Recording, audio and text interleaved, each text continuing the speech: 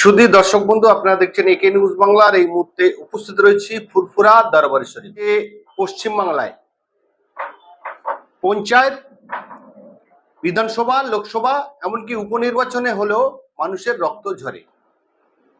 কালীগঞ্জে একটি উপনির্বাচন ছিল, সেটাও ব্যতিক্রম হলো না। একটি ট্যালেন্টেড এবং একমাত্র মায়ের সন্তান, তাকে প্রাণ দিতে হলো। এই সমস্ত দায় কিন্তু তৃণমূলের কর্মী সমর্থক যারা রয়েছে কালীগঞ্জের, তাদের উপরেই পড়ছে। আমরা শুনলাম যে কালীগঞ্জের যিনি নবনির্বাচিত বিধায়িকা, তিনি বললেন যে আমি কোনো উৎসব করব না, কালীগঞ্জের মেয়েকে আমরা হারিয়েছি।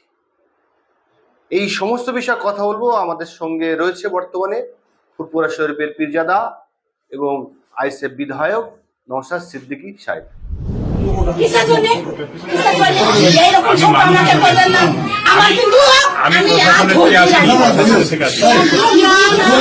দেখুন, হুমায়ুন কবির সাহেব গিয়েছেন, সমবেদনা জানাতে গিয়েছিলেন, এত পর্যন্ত ঠিক ছিল।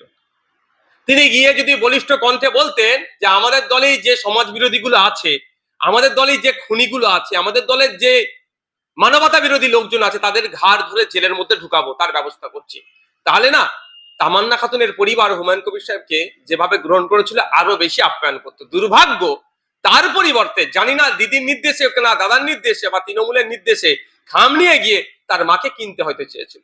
তার মা জবাব দিয়েছে, তার পরিবার জবাব দিয়েছে। আমি স্যালুট জানাই তার পরিবারকে, যে সবার পরিবার তৃণমূলের মতো সিটডানা বেঁকানো পরিবার নয়, এর পরিবার সিটডানা যুক্ত পরিবার।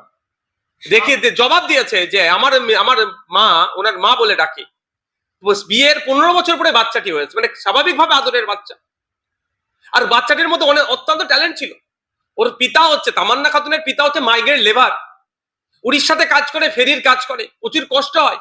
মেয়ে বলেছিল বাবা আব্বা আমাকে একটু বড় হতে দাও, আমি বড় হয়ে কাজ করবো, তোমাকে ফিরিয়ে নিয়ে চলে আসবো। মানে এত তামান্না, এত আশা ছিল। বাবাকে ঘরে রেখে, মানে আব্বাকে ঘরে রেখে নিজে খাটবে, মেহনত করবে বাবা মাকে সুখে শান্তিতে রাখার জন্য। সেই মেয়েটির জীবন নিয়ে নিল। আর তাকে তার মেয়ের লাশের দাম জিজ্ঞাসা করতে, মানে লাশের টাকা দিয়ে হচ্ছে, যোগ্য জবাব দিয়েছে। এখন হইচই হচ্ছে, তৃণমূল কংগ্রেস ব্যাকফুটে যাচ্ছে, ব্যাকফায়ার হয়েছে। এখন হয়তো ধামাচাপা দেওয়ার জন্য, ড্যামেজ কন্ট্রোলের জন্য দেখলাম হুমায়ুন কবির সাহেবকে একটা শোকজ নোটিশ দিয়েছে। ওই রকম শোকজ নোটিশ সকাল বিকেল ভরতপুরের হুমায়ুন কবির সাহেবকে দিচ্ছে, অনুব্রত মন্ডলকে দিচ্ছে। কি লাভ কি হবে? এসব ভাবে শুধু মানুষের কে ধামাচাপা দেওয়ার জন্য, ড্যামেজ কন্ট্রোলের জন্য এগুলো দিচ্ছে। চরম ভুল কাজ করেছে। সুইটেবল টাইম ছিল না ওটা। যদি মনে হতো আর্থিক সহযোগিতা করার দরকার, ওই ক্যামেরার সামনে নয়, পরবর্তী কোনো সময়ে গিয়ে তাকে দেওয়া দরকার ছিল। হ্যাঁ, মাইগ্রেন্ট লেবার, অনেক আর্থিকভাবে দুর্বল আছে পরিবারটা, কিন্তু এখন দরকার কিভাবে শাস্তি পাবে, অন্যায়ের বিরুদ্ধে ঐক্যবদ্ধ হয়ে লড়াই করতে হবে, সেটা একবারের জন্য মনে শব্দ উচ্চারণ করেনি। ফলে যেভাবে তার মা রিয়াকশন দিয়েছে, আমি স্যালুট জানাই তার মাকে। মানে এই সকাজ করা মানে আই ওয়াশ করা বলে। হ্যাঁ, আর কিছু না। ড্যামেজ কন্ট্রোল হয়ে হচ্ছে। তৃণমূলের বিধায়ককে প্রত্যাখ্যান করেছে রাজ্য সরকারের। কেউ বলছে রাজ্য সরকারকে দূত হিসাবে পাঠিয়েছিল, রাজ্য সরকারের মুখে মানে আপনি সততার চড় মেরেছে, এইসব অনেক চর্চা হচ্ছে। ওই রাজ্য সরকার ফাপড়ে পড়ছে, বলছে একটা শোকাজের চিঠি দিয়ে দাও, ওকে বলে দাও তুমি শোকাজ চিঠিটা চুপচাপ থাকো, এই হতে পারে। দেখি না, কিন্তু পশ্চিমবাংলায় নির্বাচন হলে হিংসা হবে, মানুষের প্রাণ যাবে, এটাকে আপনি কেমন ভাবছেন? এটা তো রাজ্য সরকার চাইছে বলে হচ্ছে। পশ্চিমবাংলায় নির্বাচন হবে আর রক্তপাত হবে না, এটা তৃণমূল কংগ্রেস চায় না। 2011 সালের পর থেকে যে কটা নির্বাচন হয়েছে আপনি দেখুন, মারামারি আছে। সামান্য একটা মাদ্রাসার ম্যানেজিং কমিটি নির্বাচনে, অভিভাবক প্রতিনিধি নির্বাচনে তৃণমূল কংগ্রেসকে বোমগুলি, পিস্তল, পুলিশের সহযোগিতা, গুন্ডামস্তানের সহযোগিতা নিতে হয়। সামান্য একটা মাদ্রাসার পরিচালন কমিটি, ধোলারহাটে মাদ্রাসার পরিচালন কমিটি নির্বাচনে আমরা 6-0 তৃণমূলকে পরাজিত করতাম। কিন্তু শুধু বোমগুলি, পিস্তল দিয়ে শিক্ষকদের উপর অত্যাচার, বিরোধীদের উপর অত্যাচার করে সার্টিফিকেট নিয়েছে। তা নিয়ে অবশ্য আইনি লড়াই চলছে। কিন্তু ব্যাপারটা হচ্ছে এদের নির্বাচনে হিংসা হবে না, রক্তপাত হবে না, এটা তৃণমূল চায় না। আর কোরআন করে বলছি, নির্বাচন হবে, মুসলমানের লাশ পড়বে না, নির্বাচনটাই বৃথা। গণতন্ত্রের উৎসবটাই ঠিকভাবে হবে না পশ্চিমবাংলাতে। তৃণমূল চাই না গণতন্ত্রের উৎসব হবে আর মুসলমানের রক্ত হবে না। নাহলে বলুন না, উপনির্বাচন হলো, ইলেকশন হলো, তার আগে প্রচার হলো, ততক্ষণ পর্যন্ত ওখানকার মানুষ শান্ত ছিল। কিন্তু খবর পাচ্ছি ওখানকার ব্লক প্রেসিডেন্টের নির্দেশে এগুলো হয়েছে। ব্লক প্রেসিডেন্ট সহ্য করতে পারলো না, কালীগঞ্জের মুসলমানরা শান্তিপূর্ণ ভাবে থাকবে। আমি কোড আনকোড বলছি এটা। মানে ঝুনু না কি নাম আছিল ব্লক প্রেসিডেন্ট একটা, ও উস্কানি দিয়েছে, খবর আমার কাছে আছে, ওর মা বলেছে, আমি ওর মায়ের আমি নিচে পড়েছিলাম, ওনার মা আমাকে বলেছে, আমি শুনেছি যে ওই ব্লক প্রেসিডেন্ট এদেরকে ফুসিয়ে এই কাজটা করিয়েছে। তাহলে ওই ব্লক প্রেসিডেন্টের অসুবিধা হচ্ছিল যে একটা নির্বাচনে গেল মুসলমান এখনো মরল না, হয়তো কালীঘাটের অসুবিধা হচ্ছিল, একটা নির্বাচন হলে মুসলমানের রক্ত দেখতে পেলাম না, এই নির্বাচনটা তাহলে ঠিক ভুল হচ্ছে, নির্বাচন হয়নি, তাহলে কি করতে হবে? তখন হাতে সার্টিফিকেট পায়নি আলিফা নামে যে ভদ্র মহিলাটি জিতেছেন, এখন জিতেছে, হাতে জিতার বিজয়ী সার্টিফিকেট পায়নি, তার আগে যে একটা খুন করে দিতে হলো। তো মুসলমানরা কবে বুঝবে? পিছড়ে বর্গের হিন্দুরা কবে বুঝবে? আদিবাসীরা কবে বুঝবেন? দলিতরা কবে বুঝবেন?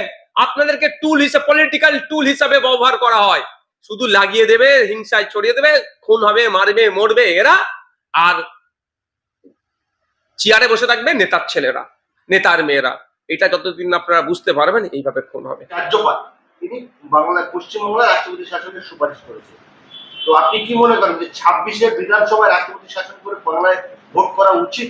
আমি একটা কথা বলছি, কোড আনকোড বলছি, যদি সেন্ট্রাল বিজেপি না চাই পশ্চিমবাংলায় শান্তিপূর্ণ নির্বাচন হোক, সেন্ট্রালের এখন ভারত সরকার যদি না চায় যে পশ্চিমবাংলায় যে অন্যায় হচ্ছে এটা অবসান হওয়া দরকার, মানুষ হিন্দু মুসলমান নির্বিশেষে, জৈন খ্রিস্টান নির্বিশেষে মানুষ তার মতামত প্রয়োগের পূর্ণ স্বাধীনতা হোক, এবং গণনা কেন্দ্রে সেন্ট্রাল ফোর্স রেখে, এবং এখানে স্টেটের কোনো ফোর্স থাকবে না, যদি স্বচ্ছভাবে নির্বাচন করতে কেন্দ্র চাই তাহলে হবে, আর নাহলে আপনি আমি যতই চিৎকার করি না কেন কিচ্ছু হবে না। কারণ আমি বলবো এটা যে বিজেপি, সেন্ট্রাল বিজেপি যত এখানে শুভেন্দু বাবুরা চিৎকার চাচামেচি করুক না কেন, ওই ধরনের দিলীপ বাবুকে মাঝে মধ্যে পাঠিয়ে দেবে, ঠিক সুসম্পর্ক আছে, ওর সম্পর্কে কোনো তিক্ততা হলে এদেরকে পাঠিয়ে সম্পর্ক ঠিক আবার প্যাচ আপ করিয়ে নেবে।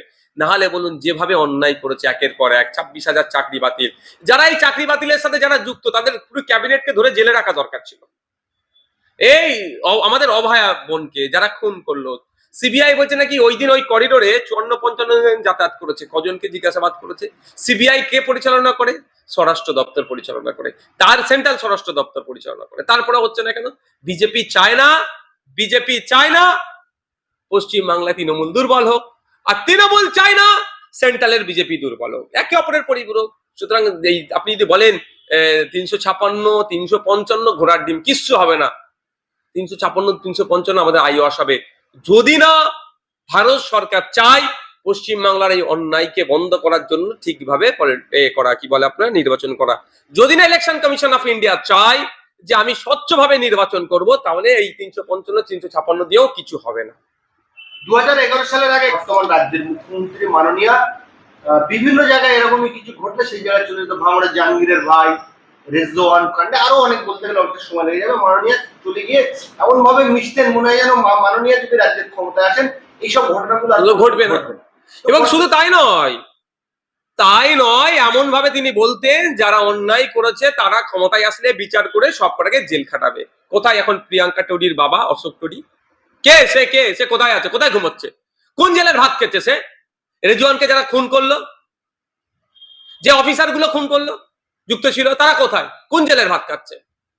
বলেছিল 2011 সালের আগে গল্প শুনিয়েছিল ক্ষমতায় আসলে ওয়াকাফ সম্পত্তি উদ্ধার হবে। এই মুহূর্তে প্রায় 76,000 বিঘা ওয়াকাফ সম্পত্তি বেহাত হয়ে আছে। তৃণমূল ক্ষমতায় আসার পরে আরো বেশি ওয়াকাফ সম্পত্তি বেহাত হয়েছে। তৃণমূলের নেতারা, মন্ত্রীরা, পঞ্চায়েতের নেতারা, পৌরসভার নেতারা ওয়াকাফ সম্পত্তি লুটে খাচ্ছে, একটা উদ্ধার করতে পেরেছে? এখন তামান্না খুন হয়ে গেল, মমতা ব্যানার্জির উচিত ছিল আমি মনে করি একজন মহিলা হিসেবে তার পায়ের পাশে গিয়ে দাঁড়ানো। সেটা তো দূরের কথা, একটা টুইট করে তিনি দায়িত্ব ছেড়ে দিলেন। বাবা, এরা তো এটা একটা অর্গানাইজ ফোর্সকে মমতা ব্যানার্জি বিভিন্ন জায়গায় নিয়ে রেখেছে। গুড মুসলিমকে এরা পছন্দ করে না, যে যত ভালো বোম বানতে বাঁধবে মমতা ব্যানার্জির কাছে সে তত গুড মুসলিম তৃণমূলের কাছে। আপনি বলুন, খেয়াল আছে আইপিএস ডক্টর হুমায়ুন কবির সাহেব মিনিস্ট্রি পেয়েছিলেন, কতদিন তাকে রেখেছিল? বেশি দিন রাখেনি। কেন? শিক্ষা আছে যথেষ্ট, এখন তিনি ম্যানেজ করতে যাচ্ছেন। এখন এই ভূমিকা তার প্রশ্ন, তাকে এই ভূমিকা নিয়ে সমালোচনা করছি কেন? দেখবেন তাকে দেবে না, শওকত মোল্লার মতো লোককে প্রমোশন করবে, আর এদের মতো লোককে ডিমোশন করবে। তৃণমূলে যে সমস্ত শিক্ষিত মুসলমানগুলো আছে তারা আজকে কোথায়? কোণঠাসা হয়ে পড়ে আছে। কামাল সাহেব, ওনার নামটা কি, যে তিনি তৃণমূলের সাথে বেশ কতদিন ছিল, তিনি থাকতে পারলেন না, ছিটকে বেরিয়ে চলে এলেন। কেন? তৃণমূলের শিক্ষিত মুসলমানকে রাখবে কোথায়? কোন ঠাসা করে? যে যত ভালো বোম মারতে পারবে, যে যত মারামারি করতে পারবে, তৃণমূল তাকে তত প্রমোট করবে তাকে, আর যে যে লেভেলে তাকে সেই লেভেলে দেবে। এই হচ্ছে ব্যাপার। তো এই দিন দেখতে হচ্ছে পরবর্তী হিংসাই শুধু নয়, আপনারা জানলে অবাক হবেন, ওখানকার লোকাল ওসির পাছা উড়িয়ে দিয়েছিল সকেট বোমা মেরে। এরা যুক্ত আছে, যত রকম অন্যায় হয় এরা ওই এলাকাতে এরা যুক্ত আছে, সবেতে এরা যুক্ত আছে। তারপরে এদেরকে কেন ধরেনি এতদিন? জানছে এরা তো রত্ন তৃণমূলের তো এরা রত্ন, তৃণমূলের এরা গুড লিস্টে আছে, কারণ এরাই তো বুথ দখল করবে, এরাই তো মারামারি করবে, এরাই তো কোনটা করবে। তো এদেরকে যদি জেলে ভরে দেয় তাহলে তৃণমূলের হয়ে লড়াইটা কি করবে? আর মুসলমানরা বুঝতে পারছে না যে কেন এদেরকে ব্যবহার করাচ্ছে, এদেরকে অশিক্ষিত করে রেখেছে। তামান্নার আম্মু বললো তামান্নার আম্মু যারা খুন করছে তারা সহিত দূরের কথা আঙুটা ছাপ দেয়, মানে কি বুঝতে পারছে? যদি এরা যদি পড়ালেখা করতো আর খুন করতে যেত তাহলে ধরা পড়বেই, তাহলে কি ক্ষতি হবে? তাদের লাইফটা শেষ হবে। করতো, আর যদি পড়াশোনা করতো অন্তত এই সচেতনতা থাকতো বৃহত্তর খুন করতে, তাহলে তৃণমূল পরাজিত হবে। তৃণমূল জেতার জন্য মুসলমানকে দিয়ে মারে যাচ্ছে। এখানে উত্তরপ্রদেশে বিজেপি মুসলমানকে মারে, পশ্চিমবাংলায় তৃণমূল মুসলমানকে মারে। উত্তরপ্রদেশে বিজেপি ধর্মীয় পরিচয় যে মারে হিন্দু, আর যাকে মারে সেটা ধর্মীয় পরিচয় হচ্ছে মুসলমান। আর পশ্চিমবাংলায় আরো ভয়ঙ্কর ব্যাপার, পশ্চিমবাংলায় রাজনৈতিক পরিচয় তৃণমূল, ধর্মীয় পরিচয় মুসলমানকে মারছে পশ্চিমবাংলায়। আরো ভয়ঙ্কর পরিস্থিতি উত্তরপ্রদেশের থেকেও পশ্চিমবাংলাতে।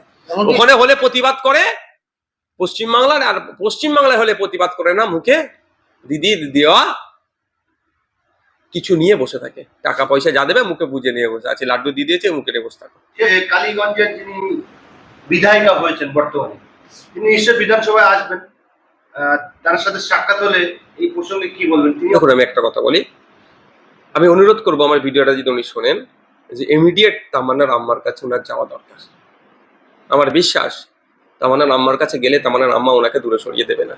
উনি একজন মেয়ে, তামান্নার আম্মার জন্য সহমর্মিতা জানানোর জন্য আমার ভিডিওটা যদি উনি দেখতে পান, ওনার কাছে অনুরোধ করছি আপনি যান, তামান্নার মাকে আশ্বস্ত করুন এবং গিয়ে বলিষ্ঠ কণ্ঠে বলুন এই গুন্ডা মস্তান খুনিরা, সমাজ বিরোধীরা, কুলাঙ্গার গুলোকে জেলে ভরা হবে, বাইরের ভাত নয় জেলের ভাত খাওয়ানো হবে, ওদেরকে যাবজ্জীবনের ব্যবস্থা আমরা দায়িত্ব নিয়ে করবো। এটা বলিষ্ঠ কণ্ঠে বলে আসুন।